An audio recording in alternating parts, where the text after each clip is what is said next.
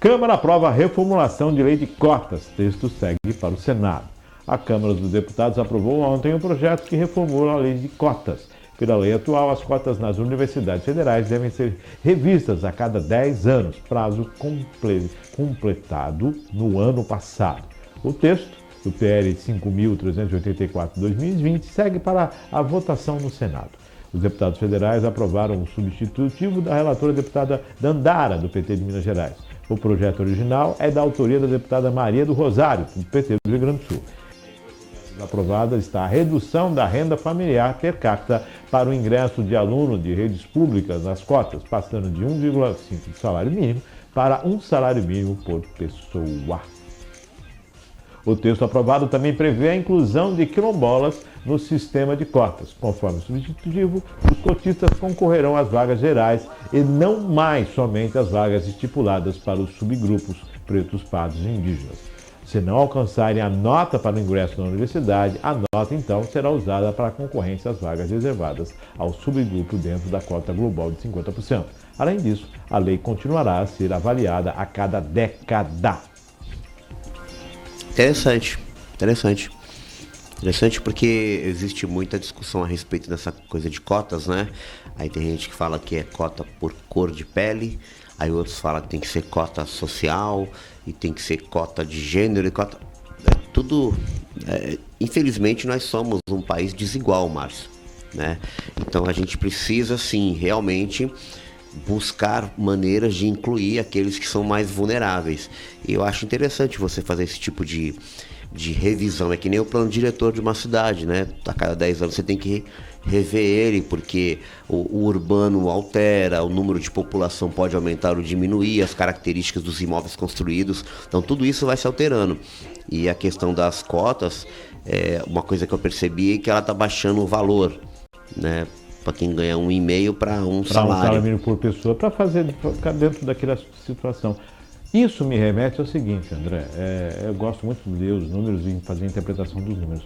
Quando eu estou baixando o valor do ingresso, na verdade eu estou assumindo que a minha população está ganhando cada vez menos, que a pobreza aumentou no país. Exatamente. Essa tipo de situação. Esse é um outro ponto de vista que a gente tem que sempre prestar atenção.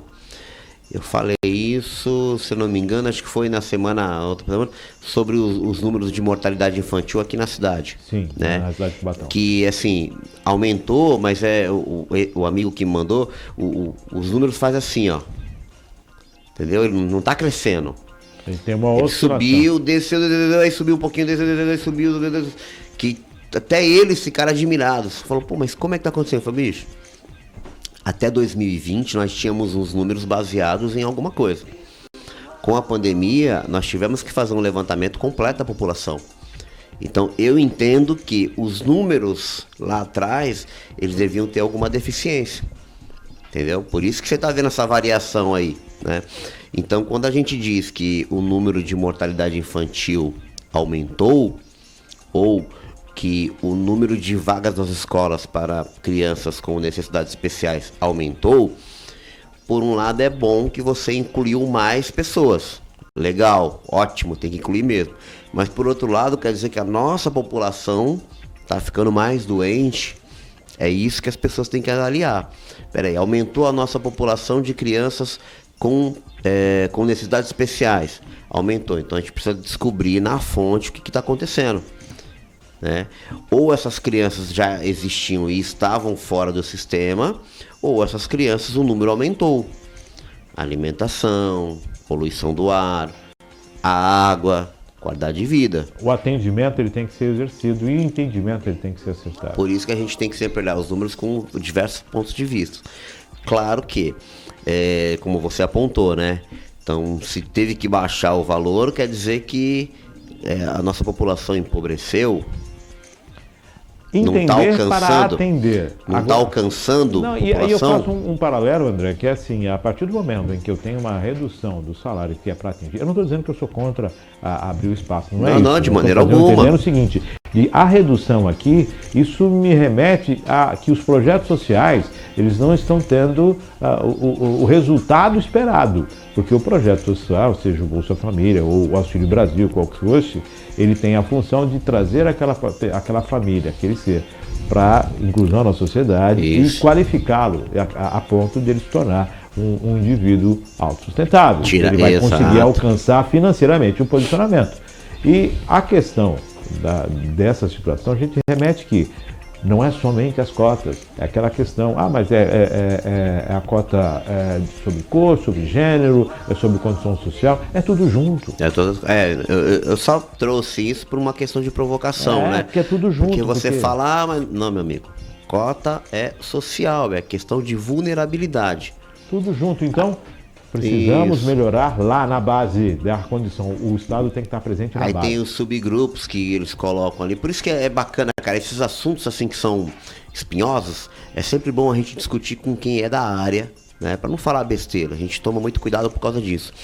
Mas quando você cria subgrupos, por exemplo, tinha lá pessoas de cor, mulheres, né? E você faz uma comparação, por exemplo, os comerciais de televisão.